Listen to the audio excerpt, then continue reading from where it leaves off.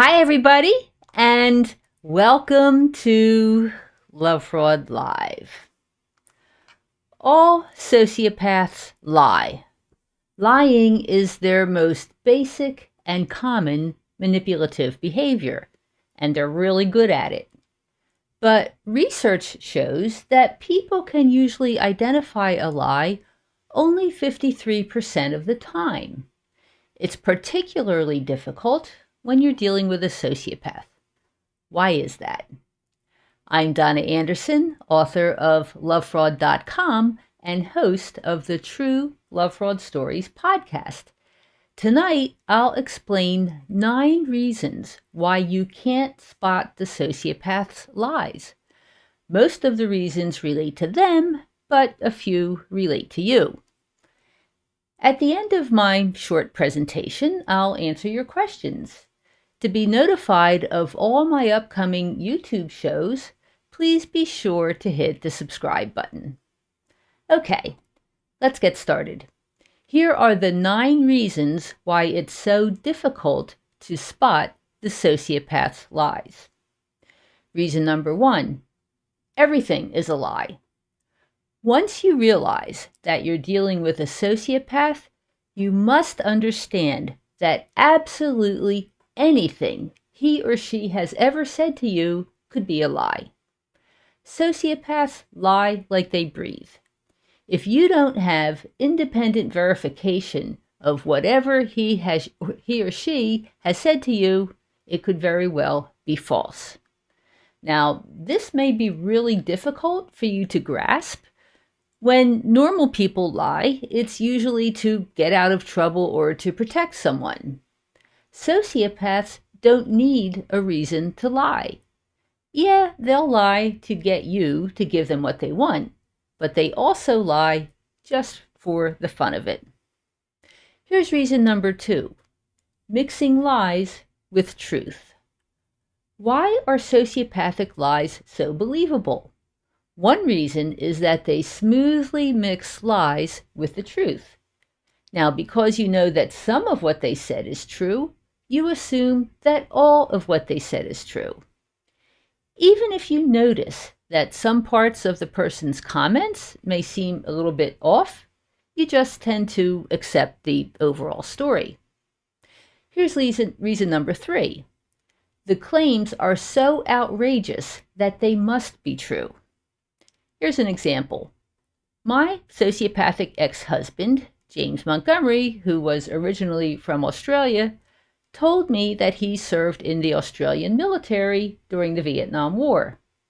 He told me he won the Victoria's Cross, which is Australia's highest military honor, for his heroism.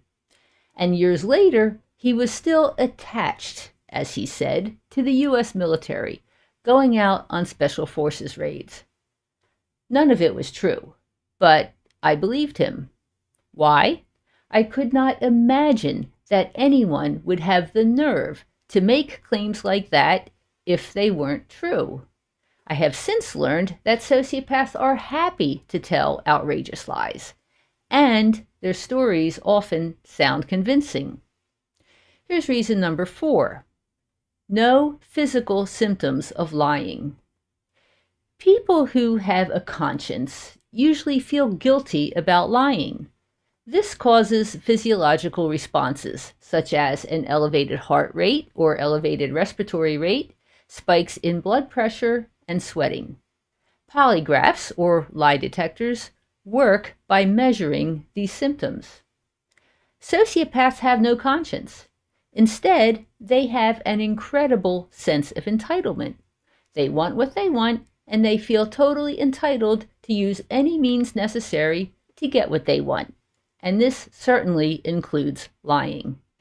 Therefore, sociopaths often do not have the physical symptoms associated with lying, which is why they can often pass polygraph tests. Here's reason number 5. Covering lies with more lies. When you catch sociopaths in lies, they worm their way out of them by telling more lies. They make up so many excuses, reasons, and accusations that you can no longer keep the story straight. These liars, however, often can keep the story straight.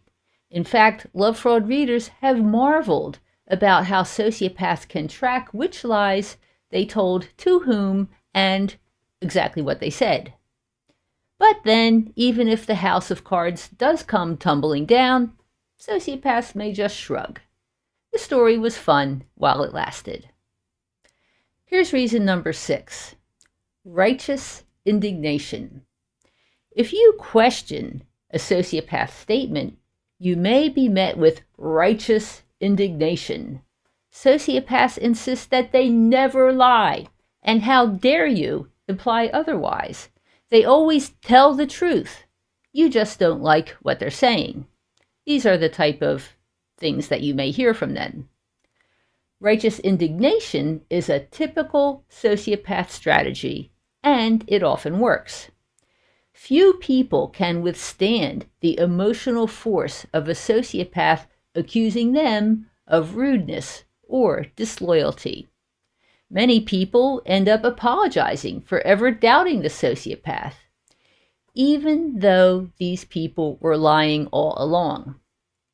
So, now let's take a look at how your own traits and outlooks may prevent you from seeing the lies that sociopaths tell. Here's reason number 7. Humans are biologically designed to trust. According to a professor named Paul Zak, who is a professor of neuroeconomics at the Claremont Graduate University, human society is built on trust. If people couldn't learn to trust each other, they couldn't live together, and the human race would never have survived. So, trust is built into our biology with oxytocin. This is a hormone and neurotransmitter that is released into our bodies whenever we experience any kind of intimacy, from talking to physical touch and hugs to sex. Oxytocin makes us trust the people who cause the release. If we feel any sort of intimacy with a sociopath, that means we are programmed to trust them, which of course means believing them even as they lie. Here's number 8. Honest people never see the lies coming. People who are honest have a hard time even conceiving that others may not be honest. You tend to take people and their words at face value. Well, this usually continues until you have a rude awakening through a nasty experience with a lying sociopath. And finally, here's number 9. Sociopaths are telling you what you want to hear. You may find yourself believing sociopathic lies simply because you want the statements to be true. When sociopaths are proclaiming that they love you, that they'll pay you back, that they'll never hurt you, well, you don't want to think that they're lying. So even if you feel a twinge of doubt about their words, you quickly push it out of your mind. This can be described as cognitive dissonance. Here's what happens. You form an initial positive opinion about a person, but then learn something that means your first impression is wrong. You can't hold on to two opposite beliefs in your mind simultaneously. So what do? You disregard the new information, even if it's true, in order to hold on to what you want to believe. So, for all of these reasons, many times you cannot spot the sociopath's lies. What should you do? Well, if you have identified as someone as a sociopath, remember that anything they say could be false. When you don't know yet whether or not someone is a sociopath, listen to your intuition. If they say something and your first reaction is, huh? Pay attention. It could be a warning that the person is lying to you. Okay, so that's the presentation for tonight. If you need help sorting out the truth of your situation, please reach out to me. I can also help you to overcome the emotional pain and betrayal caused by the lies. For more information, visit lovefraud.com/talk to Donna. Here's something else I want to tell you about. I want to make sure that you know about the True Lovefraud Stories podcast. I interview people about their experiences with sociopaths, and then in the next episode, I talk to experts on topics that come up during their stories. You can listen to the True Lovefraud Stories wherever you get your podcasts, on YouTube and YouTube Music, or at lovefraud.com/podcast. So please subscribe to Love Fraud Live. When you subscribe, you'll automatically be notified about all my new videos. Plus, by subscribing, you'll boost the distribution of Love Fraud Live, which will help to spread the word about the dangerous sociopaths who live among us. If you want more information, you can also subscribe to the Love Fraud newsletter. You'll find many helpful links in the window below the video. So now I'll answer your questions. Okay, so we have Angels Don't Fall says, good to see you. It's been a long while. And now Dragonfly is saying that the video stopped and the screen is black. Wow. Is that still the case? Can anybody send me a message to let me know if the video is still going?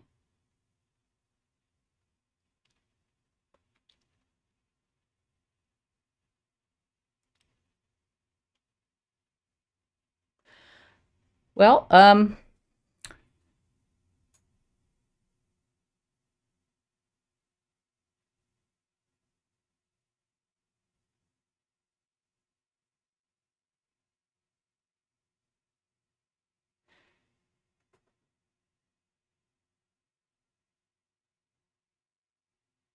oh, okay. So I do have a message now.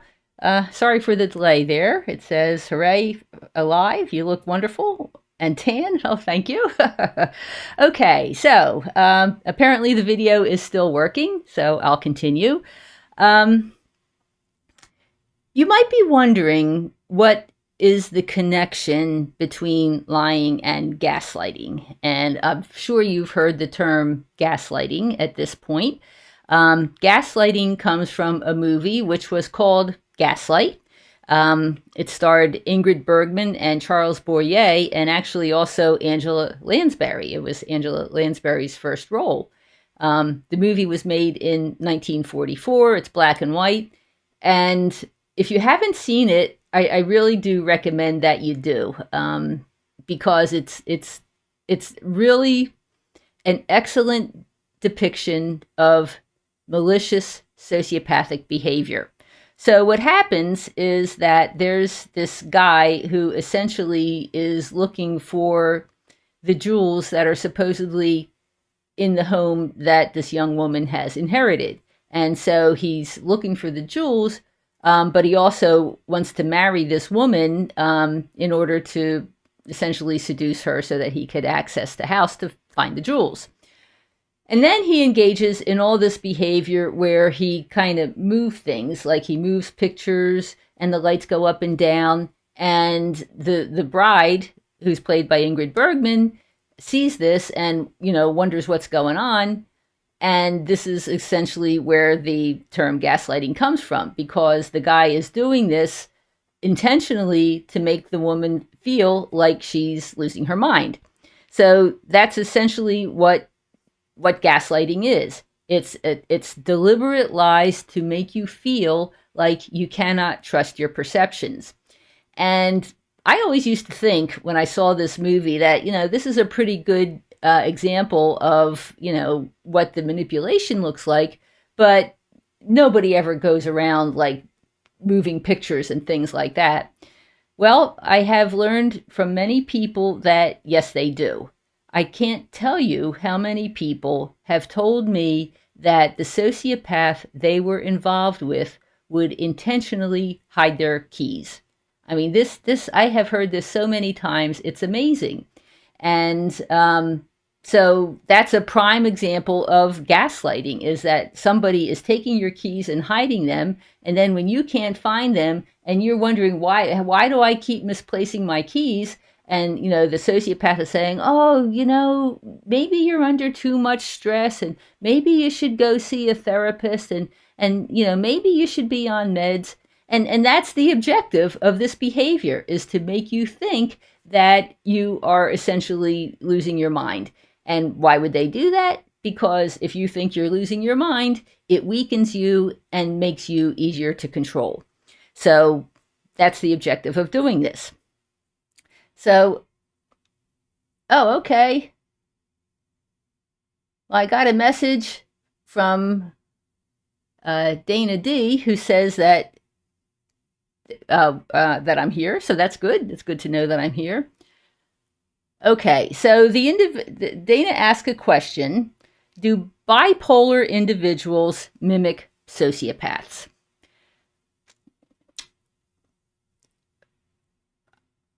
Here's what I can say. I have never heard of anyone saying that a bipolar person mimics a sociopath, but what I can say is that often people can be diagnosed with both a personality disorder, such as antisocial personality disorder, and bipolar. So these conditions can be comorbid. That means somebody can have both antisocial personality disorder or psychopathy and bipolar disorder at the same time. In fact, we did some research, my colleague Dr. Leedom and I, and asked about this. And I think what we came up with was about 10% of people who scored high as having psychopathy or antisocial personality disorder also scored high on bipolar disorder.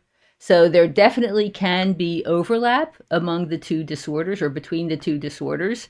So if you're seeing indications of bipolar disorder, then it certainly is possible that a person can be both antisocial and bipolar at the same time.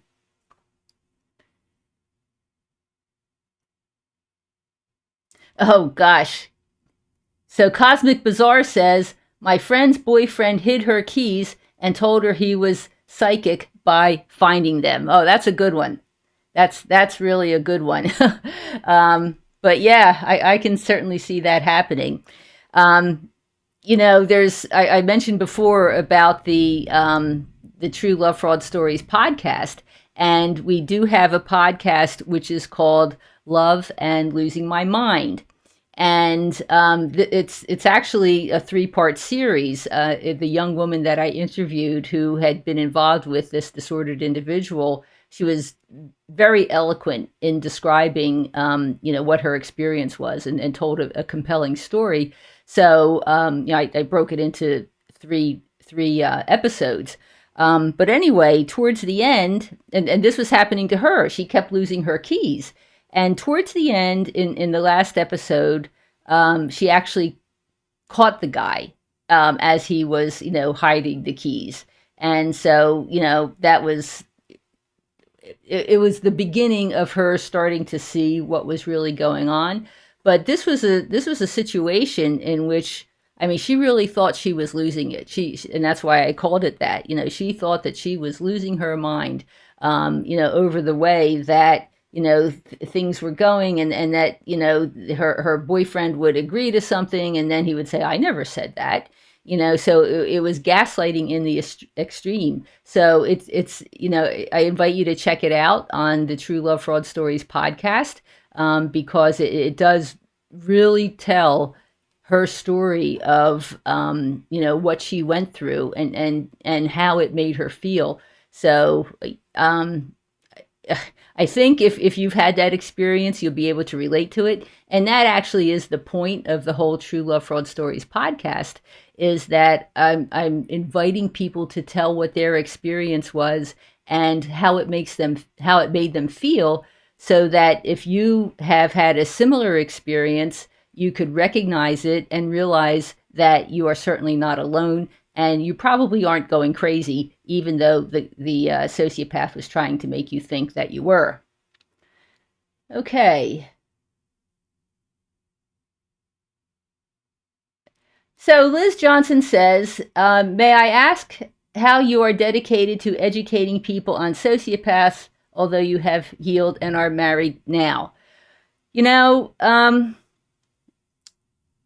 guess it became a mission. You know, I've learned so much, and there's a lot to this. You know, it's almost 20 years.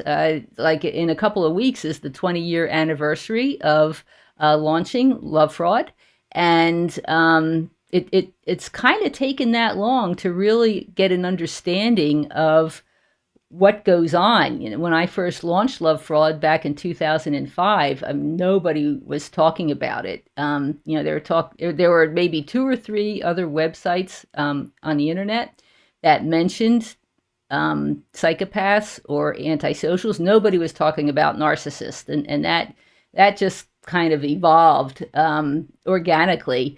In fact, I think I've probably said before, I don't know if you've seen this show before, or heard me say it before, but in my opinion, a lot of the people who are being called narcissists are probably either antisocial or psychopaths. My theory is that people are using the word narcissist simply because it's not as scary as antisocial or psychopath. But that all comes from misunderstanding what the disorders are and how people who have them behave, which is totally understandable because the terminology and the diagnostic criteria are so confusing and there's so much overlap that it's understandable that people are confused. But anyway, I guess it's almost like a ministry, you know, where you've learned something and you want to help people. I've also become very good at helping people personally and helping people understand exactly what they're going through and helping them to recover emotionally. It's kind of a gift that has been developed over the past, actually, most recently over the past year or so. My ability to really tune into people emotionally and help them to process the emotional pain and to release the energetic disturbance. I couldn't do this many years ago, but I can now.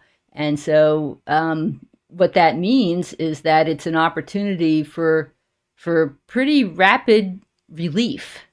You know, the emotional disturbance, the distraught feeling that you have. I can help you get it out pretty quickly, and that's an ability that has kind of evolved to the point where it is now. And you know, I can talk to people in a half an hour and help them get some emotional relief on because of what they've experienced with the sociopaths, and that's something new that's just kind of evolved recently. Okay, so.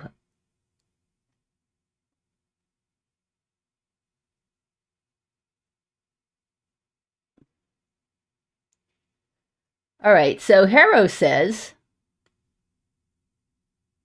my sociopath was diagnosed histrionic PD, and he was constantly lying and cheating on me with hundreds of women. Constant lies, wicked smart man. I don't know how he kept up with all of it.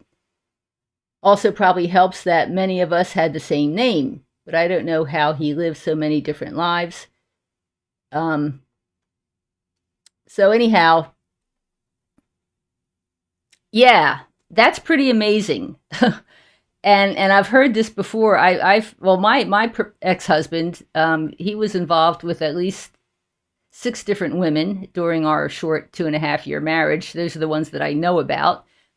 And forget about the 20 or 30 before I met him, or the ones who came after.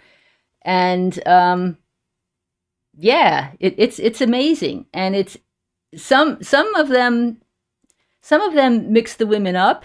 Like, for example, you know, my ex-husband had all these little nicknames. He only called me Donna when he was mad at me or wanted something. But, you know, any other time he had these little, and he made up these names. He called me Nuffles, which was like really weird. And so, and I think the reason they do that is simply that they don't mix up who they're talking to. You know, you call everybody babe, you call everybody sweetie, you call everybody honey, and you don't get in trouble, you know, because you're not saying the wrong name. Although,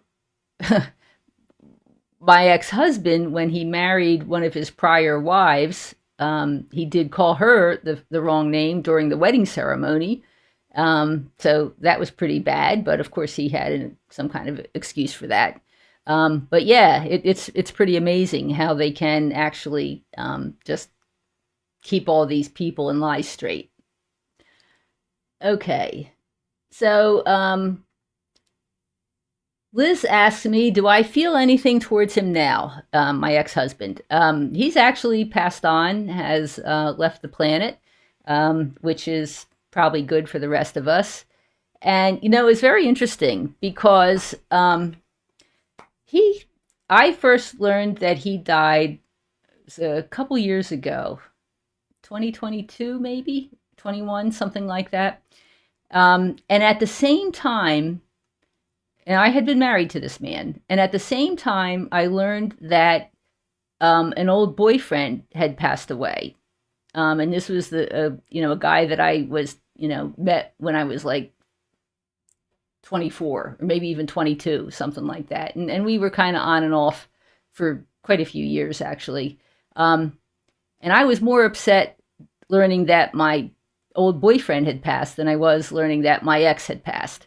So I guess that says, something about how you can get over it. Because, I mean, I honestly, didn't care, that he was gone. But I was upset about my old boyfriend. All right. So Cosmic Bazaar says Reiki is truly miraculous. Yes, it is. And yeah, I got certified in Reiki a couple years ago. And that's part of what I do. It's not all of what I do, but part of it. And yeah, you can do it over the phone. It's amazing. In fact, I had one client who worked with horses. She did a certain type of show horse. And so, I was talking to her and telling her that, I did Reiki on my dog. And she's like, can you do horses? And I'm like, I guess, And so we tried it and it worked. I did the Reiki on the horses.